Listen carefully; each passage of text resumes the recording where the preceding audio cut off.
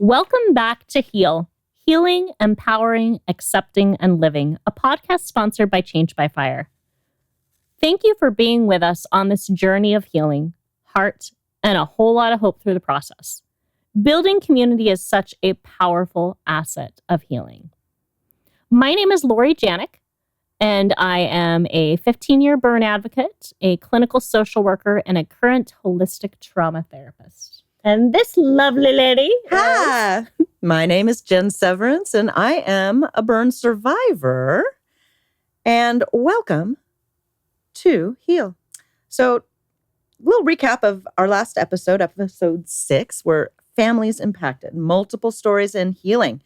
And it was the impact of burn injuries on family dynamics, stressors that affect connection and needs in healing, techniques to support families in recovery. And we had an awesome little Q&A with the Martinez Roller family about the impacts of their injury on their family dynamics and how they have further healed. So have you guys had the opportunity to use our takeaway tool from last time? It's called Rules of Engagement to further communication and understanding and connection amidst your own family healing dynamics. We would love to hear about it. That was a fun one. Mm-hmm. I had fun with that. So this seventh episode of our Building and Bolstering Relationships in Healing is our final episode of the series. So we're going to take a deeper dive into examining ruptures and repairs in the healing process. So are you ready to explore further a felt sense of healing together? Let's get healing.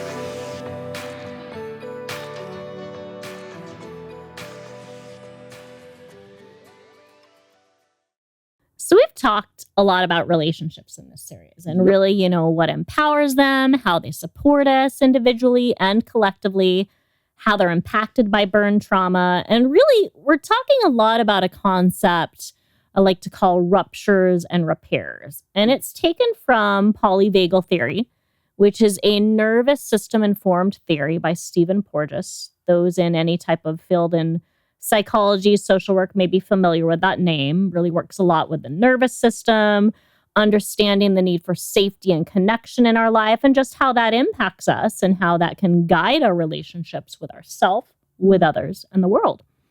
So relationships operate around what I like to call a continuum of response. So they can be really rigid and really closed off, and they can be really flexible and a lot more open. And it really depends on what cues you're reading, what cues you're getting. If you're feeling more of a sense of safety and connection, you may have more flexibility in your system that you can allow for things. Whereas you're feeling more danger and disconnection, you may be a little bit more rigid. So if one feels safe in a relationship, if we're going to platform this to a relational level, maybe a partner is really engaged, supportive, maybe you have a really stable home environment, they can be more flexible, more adaptable in their responses and their supports they provide. But if a partner or a person feels unsafe in that relationship, maybe there's a lot of financial concerns, maybe there's some social stressors, maybe there's some school, some job issues, they may be reading some more danger cues and disconnection cues and have more of a rigid response and struggle in any flexibility in how they present, what they say, how they share or don't share. So thinking about how this might impact a burn injury, if someone comes into a burn injury with more of a rigid response system, how vulnerable can they be? How much can they share or not share? They may be very closed off. They may really struggle with integrating that experience because it pulls them so outside of any level of safety and they're already in some sense of danger. Whereas if someone has a pretty flexible system, meaning they have enough safety and connection cues in their life, they may be able to better navigate the various emotions, the various stressors, the various physical healing needs So just a little insight on how that might impact an injury. I mean, like having the ability to have a little bit more flexibility in your system can be a really helpful aspect. And in relationships, we all want a sense of reciprocity. So reciprocity is the sign of actually a really trusting and supportive relationship. But what does reciprocity mean? Remember, we really like definitions here. So reciprocity, it's sort of a back and forth, a give and take, an ebb and flow from one person to the other in a relationship. So it provides a sense of matching and connection. I share a little bit, you share a little bit. I get a little vulnerable, you get a little vulnerable. So why might a person want reciprocity in a relationship? Well, what are relationships about? Connection. Communication. So, and as human beings, we're wired for connection. We want to be seen. We want to be heard. We want to be loved. We want to be understood. And we want to give and provide that. And so we want a sense of that matching. I want to be able to have that for me, and I want to be able to give that to another person. So I want that back and forth. Yes. That makes a lot of sense, that wanting to give back as well. Mm-hmm. Right? It's not just about, I want to be comfortable. I want you to be comfortable. Well, and if it is one-sided, I mean, what does that create? That's almost a power differential in a relationship. And that can create a lot of big feelings and just take away from some of the safety and connection that's there. Yeah, absolutely. Reciprocity allows for a greater sense of connection, which really builds in further safety.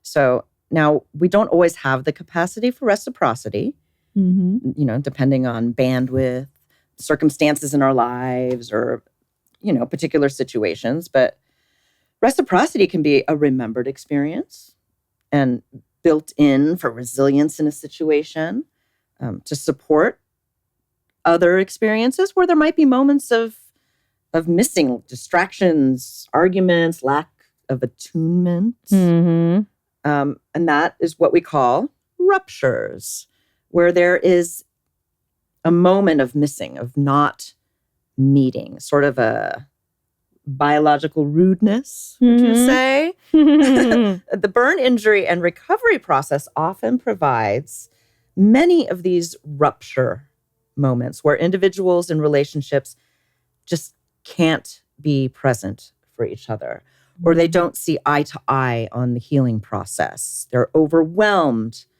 by their own trauma responses to support another.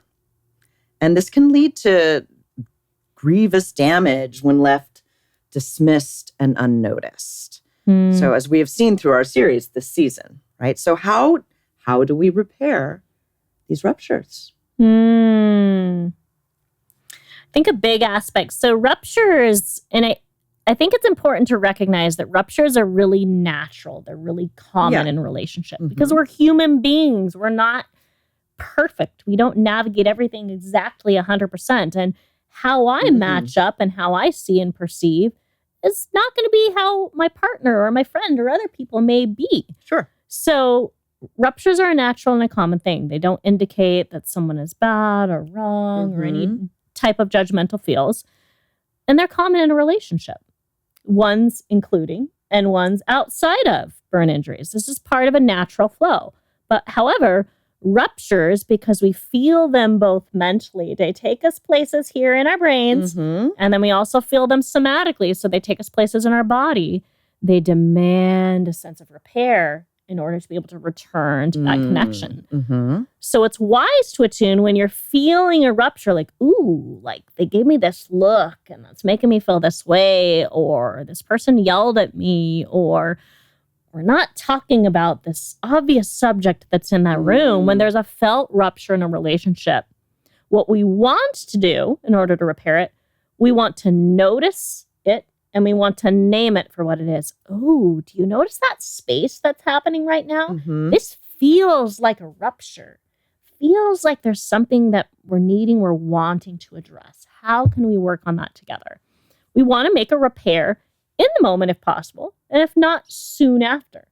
Now, for both in our very big feels surrounding our ruptures, we want to wait a little bit of time to let our feels dissipate a bit and then repair the moment. So this helps really story how the feelings that we have in our system around kind of interactions. So if we're able to repair a rupture, then we feel still more attuned and more connected with our partner, with people in life. The more Absolutely. that happens, Mhm. the more connected we can feel, the more we maintain that sense of co-regulation. So co-regulation is when we really feel safe and connected with another person. Mhm. Now, if those ruptures don't get repaired, then we don't really feel co-regulated with that person. They kind of stop being as much of a safe person to ourselves. It's like a distance builds there. Yeah, it moves us into our own story and perception of what happened rather than kind of that collective understanding of, oh, okay, like I went here and you went here. And okay, so now next time, what could we do to help us like navigate understanding where we're at now? Mm-hmm. Absolutely. God, that just brings me to all sorts of points in life when I know that's the issue, and talking about it, elephant in the room sort of thing. And after you have a discussion, it's like, I feel better. So yeah, and I'm sure there are lots of examples of ruptures in the burn healing process, right? And examples of repair, be they physical things. You've got all sorts of things going on when this happens to you. You've got the dressing changes and shower, and you might have disagreements on timing, the surgery options, and different ideas around that, how you're going to proceed just going forward. Different timing ideas like physical therapy, and there's just so much. There's so much change that happens the moment that these injuries come into your life, right? And I don't know. I've had lots of changes happened in my life, and we went on all sorts of different paths. But we'll talk about how these things affect us as burn survivors today. Well, I think too, it's like even just from what you mentioned, like dressing change, shower timing, surgery, and even the options surrounding that, like my needs as a survivor or a partner versus the family's needs, like should physical therapy happen or not. All of these ruptures, if they just go unrepaired and they're not addressed or talked about or kind of determined forward, how might that impact the felt sense of the relationship? There's gonna be friction there. I mean, you're gonna be pulled out of a sense of connection unless apt to tend to the needs, comfort another person, respond in a more kind of stable manner versus having some big emotions. The relationship is going to suffer, which could affect a person's belief in themselves, the relationship itself, the feelings around like needs and values and how is this supporting me. And that just hurts even thinking about it. Yes, I know. Everyone in the family is pulled into these new different roles surrounding. And if you don't talk on and communicate and notice and name what it is and kind of like try to like, how can we repair this and move forward with how it is, then like, how's that going to work? Yeah. So how do we further explore noticing, naming, and addressing the ruptures toward repair? So it's often found in our awareness, right? Being more present, what we're doing, where we're at, the tracking of moments where we might be pulled out of connection. Disclaimer, often this is around big, huge emotions, right? Like fear, sadness, anger, hurt. Let's not forget maybe resentment. Yeah. Right? That's a big one that comes up. Yeah. So we plan out ahead of time actions to take when we lose our anchors to safety.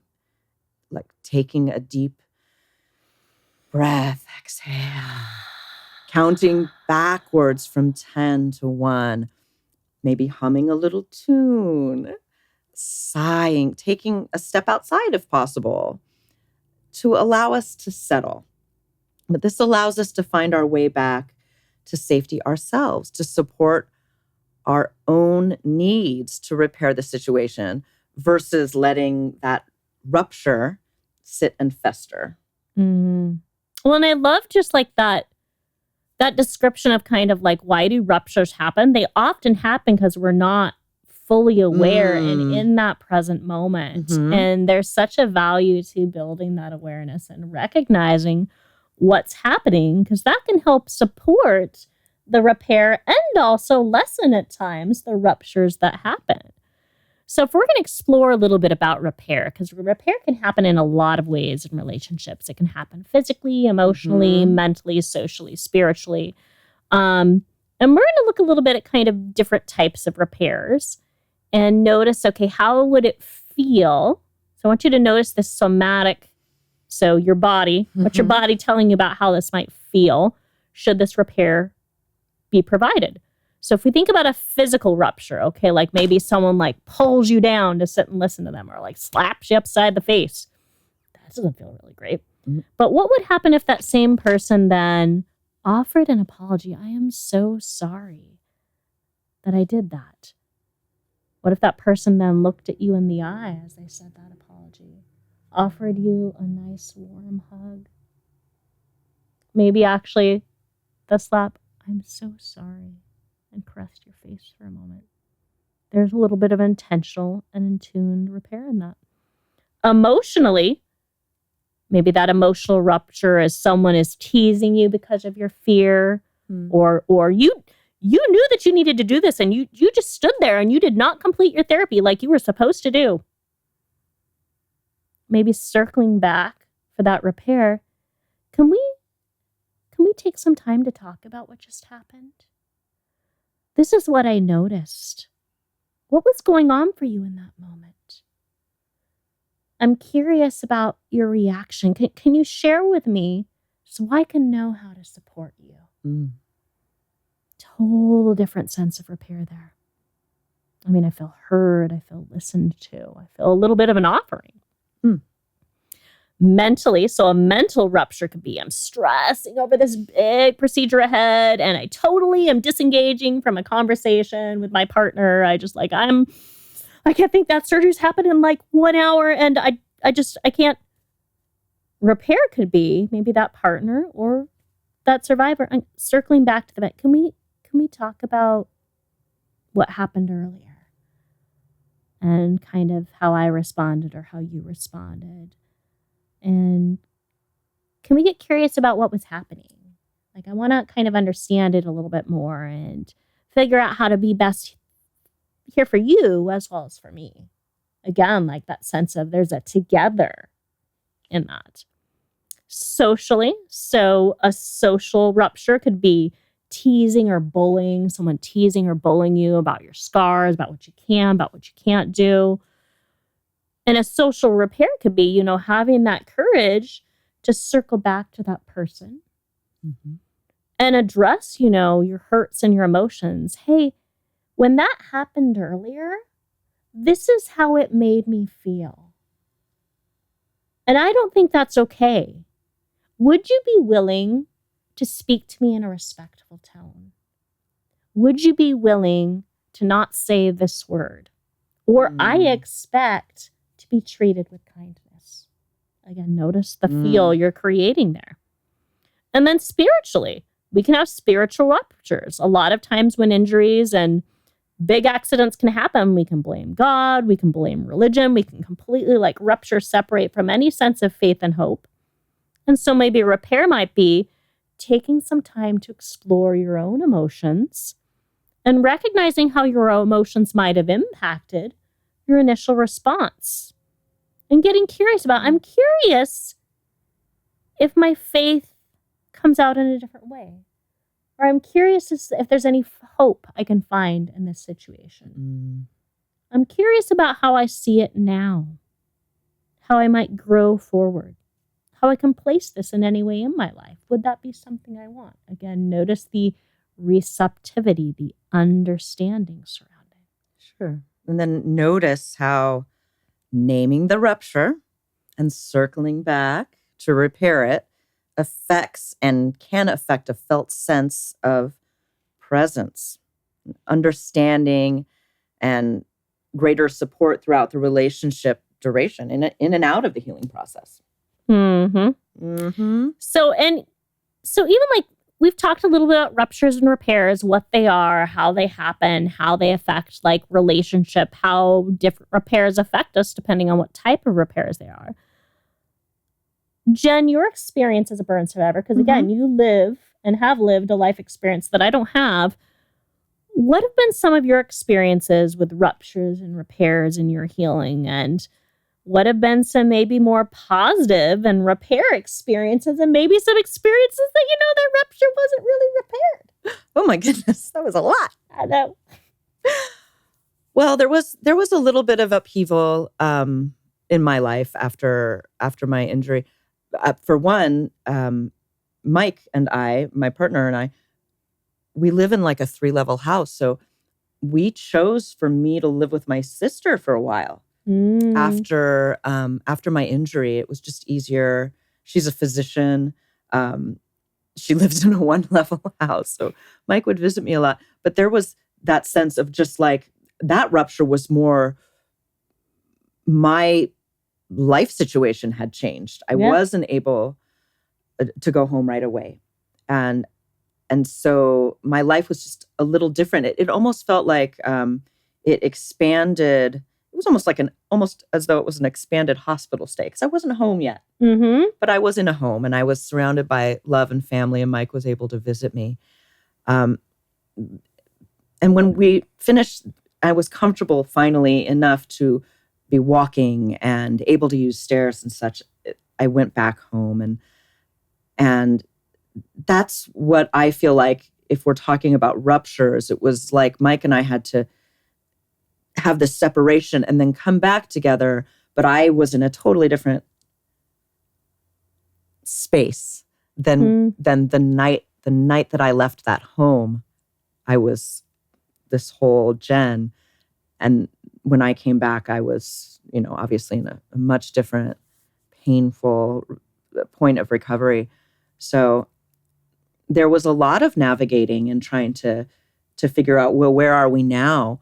What kind of roles did Mike have to take up in my recovery?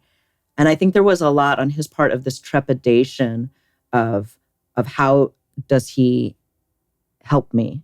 How much touch and hugging and any sort of physical, there's a lot on both sides of how do we move forward in this. So for me, that it was a lot of just trying to start up in your home environment again. You had to reconnect and kind of communicate around what you could not do, what was okay, what was not okay. And there were moments of like, you're treating me like a, further down the road where I was feeling much better. And I often talk about that moment where I stopped feeling like a burn survivor as my only identity. And I felt like Mike would be on a different page where he still wanted to protect me and help me. And so there were times where it was like, oh no, you don't have to worry about that anymore. So it's super important to keep that communication open between the burn survivor and the family as to where am I in my healing process? What do I need from you? Where do I not need you to tread so lightly anymore? Because that also really allows you to kind of like, your perception of the rupture is different. You got to a place where you're like, okay, I can move through and beyond this, and I can like platform and plant myself in life and grow. And he's like, no, like I still see like this is still attached to you. And we're just still going to navigate in this direction. So you really have to kind of like be mindful of repairing and talking about your perception of the situation as well as actual situations themselves. Yeah.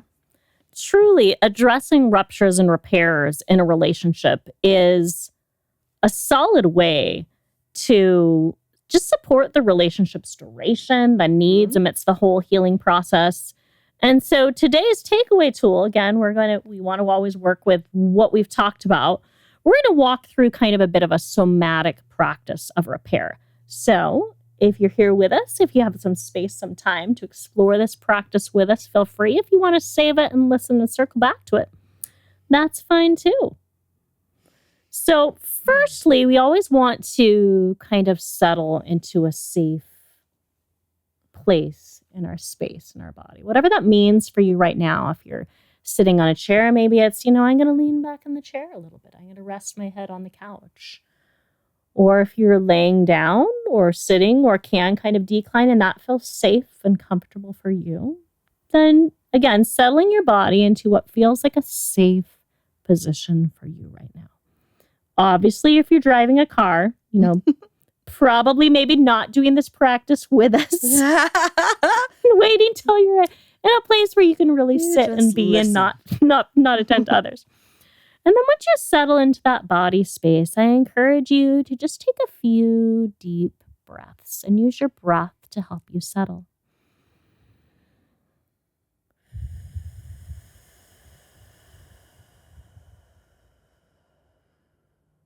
Me breathing in a sense of greater safety.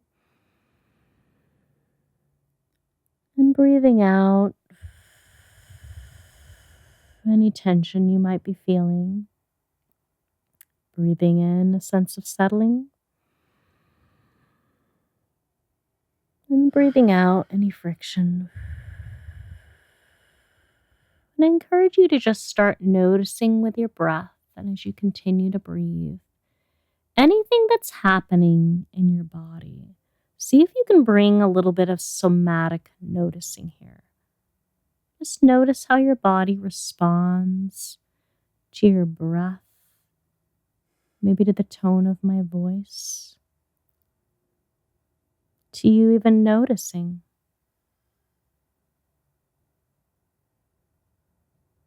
And I want you to explore in your brain, your body space today, a recent example of a rupture, a disconnection. So think of a time, again, you picking and choosing which or what, where a rupture or disconnection happened. And as you focus on that event, that situation, I encourage you to notice, how is your body responding? Does your breath shift or change at all?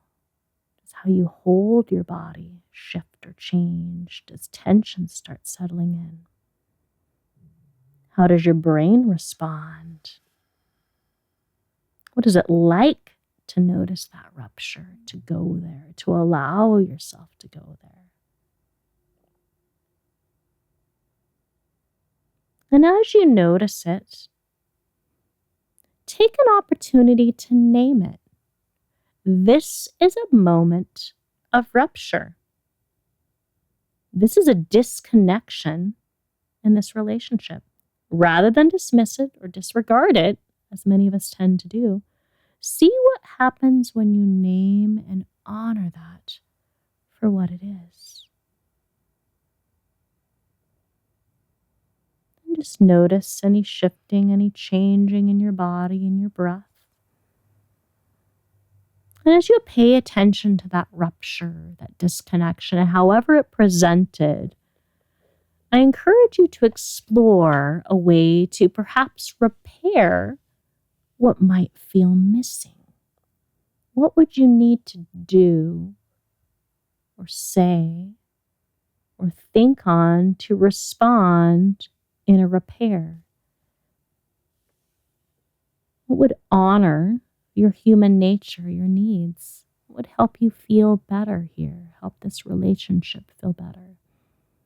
Maybe you explore, I'm going to talk about this. Would you be willing to help me understand? This is a moment of rupture. I want to explore your perception as well as mine. Notice with that repair you might be thinking on, how it might help you in coming back into any sense of connection in your body, in your brain. How might that affect your relationship? And see if similarly, as you think on repairing, what happens in your body? How does your body respond to a repair? Can we breathe in a sense of trust in the repair, the reconnection?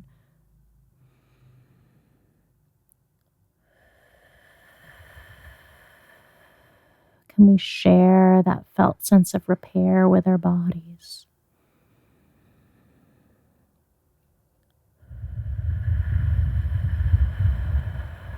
Can we share with our minds the ability to trust, to repair?